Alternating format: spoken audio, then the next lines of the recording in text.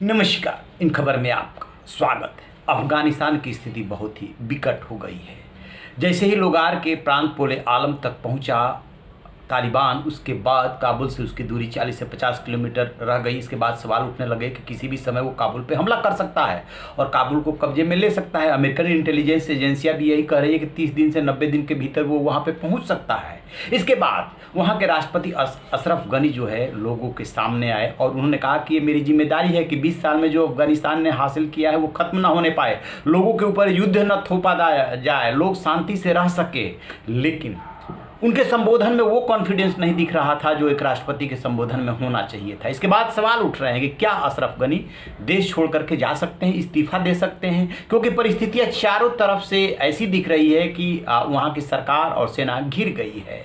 वो अपने कमांडरों के साथ बातचीत कर रहे हैं लेकिन दिख नहीं रहा है कि सरकार जो है सफल हो पाएगी, क्योंकि अमेरिका जैसा देश जो 20 साल से वहाँ जमा हुआ था अपने दूतावास के कर्मचारियों को निकालने के लिए सेना भेज रहा है। भारतीय स्थिति पर नजर रखे हुए ब्रिटेन सेना भेज रहा है, तो इसमें सवाल तो पैदा होंगे। अब खबर ये आ रही है सोर्सेज के हवाले से कि बातचीत चल रही है। उस बातचीत में ये तैयारी है कि एक अंतरिम सरकार बनाई जाए जिसमें अफगान सरकार के भी प्रतिनिधि हो, तालिबान के भी हो और जो स्टेक होल्डर्स हैं उनके भी हो, और किसी तरीके से शांतिपूर्वक सत्ता का हस्तांतरण हो। बंदूक के बल पे यदि सत्ता हासिल की जाती है तो दुनिया उसको मान्यता नहीं देगी और उसका नतीजा ये होगा खून खराबा होता रहेगा और अशांति बनी रहेगी। इसी संदर्भ में भारत से भी जुड़ी एक महत्वपूर्ण बात है कि भारत को जो तालिबान का प्रवक्ता है सुहेल, उसने साफ साफ कहा है कि सेना भेजने की गलती ना करें, यानी कुछ चेतावनी दे रहा है भारत को। भारत के दूतावास के कर्मचारियों को या उसका कोई भी प्रोजेक्ट अफगानिस्तान में चल रहा है उसको कोई खतरा नहीं है।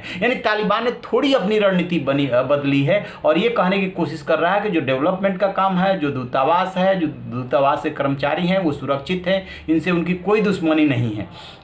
लेकिन परोक्ष रूप से भारत को कहीं ना कहीं धमकी दे रहा है। इसके पीछे माना जा रहा है कहीं ना कहीं पाकिस्तान के सिर पे हाथ रख करके चाइना जो है उनको सह दे रहा है ताकि भारत अकेला पड़ जाए। वास्तव में भारत के सामने इस समय बहुत विकट परिस्थिति है, क्योंकि अफगानिस्तान और अशरफ गनी जो वहाँ के राष्ट्रपति हैं भारत का दोस्त है, भारत के बहुत सारे वहाँ प्रोजेक्ट चल रहे हैं, पड़ोसी मुल्क है, इसलिए वहाँ पे जो कुछ भी डेवलपमेंट होगा बाद में कश्मीर पर उसका असर हो सकता है। हालांकि अभी कह रहा है तालिबान कि जो पाकिस्तान सोचता है कश्मीर को लेकर या भारत को लेकर के जो नज़रिया रखता है वो उसका नज़रिया अब नहीं रह गया है। लेकिन क्या भरोसा, इन लोगों का कोई भरोसा तो किया नहीं जा सकता। अब ऐसे में सबसे बड़ा सवाल ये है क्या अशरफ गनी देश छोड़ेंगे, परिवार के साथ जाएंगे, क्योंकि ये बात आने लगी है सोर्सेज के हवाले से कि ऐसा वो कर सकते हैं। जब सत्ता हस्तांतरण होगा तो स्वाभाविक सी बात है कि वो भी खतरे में आ जाएंगे, उनका परिवार भी खतरे में आ जाएगा। इन परिस्थितियों में वो तीसरे देश में जा सकते हैं और कहा यह जा रहा है कि पर्दे के पीछे अंतर्राष्ट्रीय शक्तियाँ जो है